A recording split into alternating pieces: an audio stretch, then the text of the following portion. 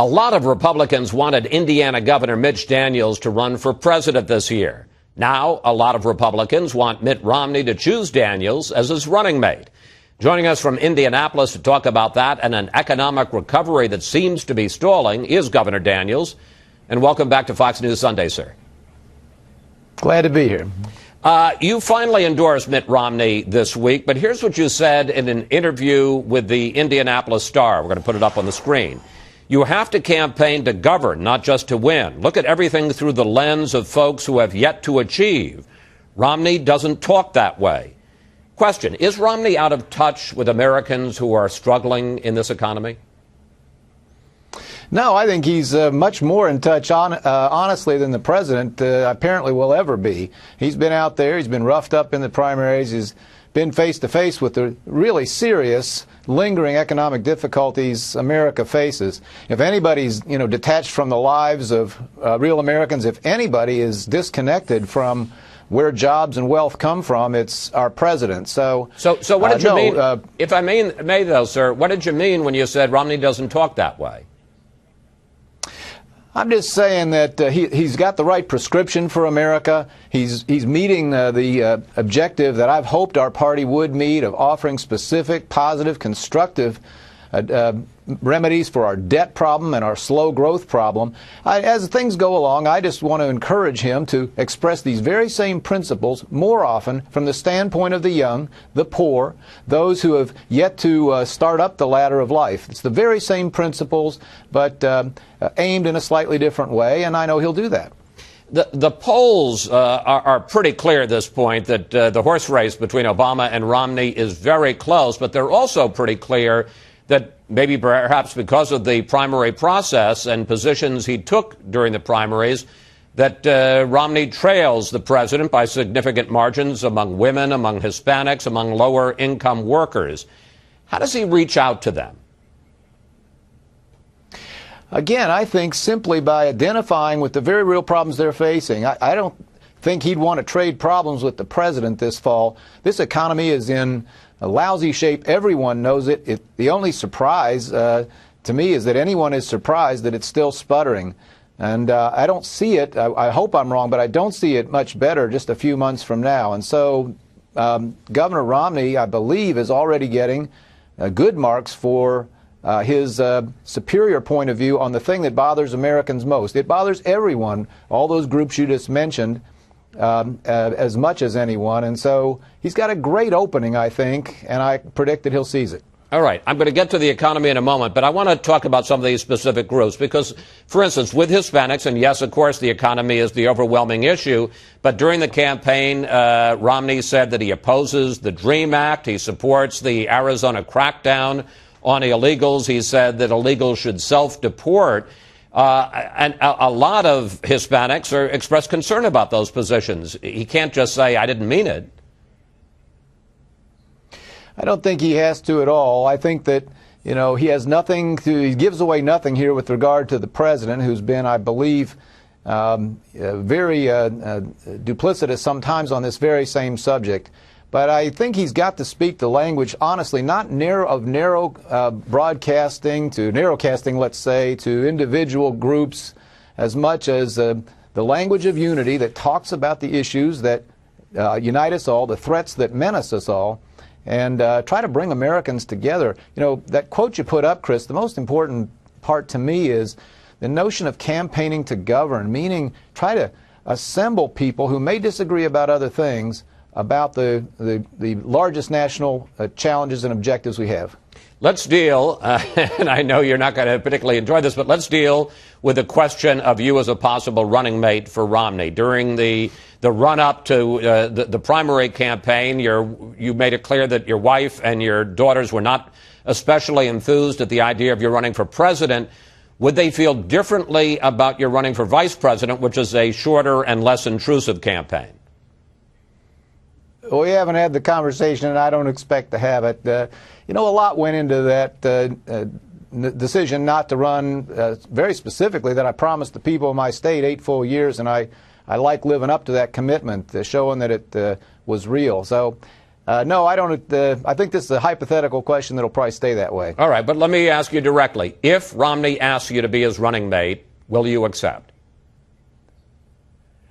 Chris, you'll remember what William F. Buckley said when he ran for mayor of New York, and they asked him what he'd do if he won. He said, "Demand a recount." I think I would demand reconsideration and send Mr. Romney a list of people I think could suit better. All right, let me ask you, who would be at the top of the list? Who should he pick? Oh, I've seen a lot of names, and I like them all. I don't want to ruin anybody's chances this morning by singling him or her out, but you know, there's a lot of talent in the Republican Party. A lot of new governors and young legislators have joined our ranks in the last few years, and I think he's got a wide range of people to pick from. I have full confidence he'll find the best one.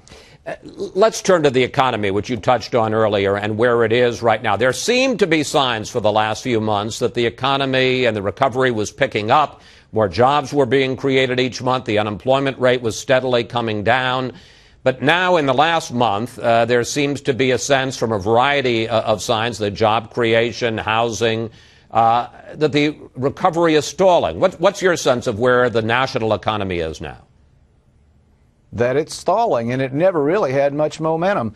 Even when consumption seemed to be going up, if you look one level deeper, people were digging into savings to make those purchases. Last year, income in America rose slower than inflation. People actually lost purchasing power.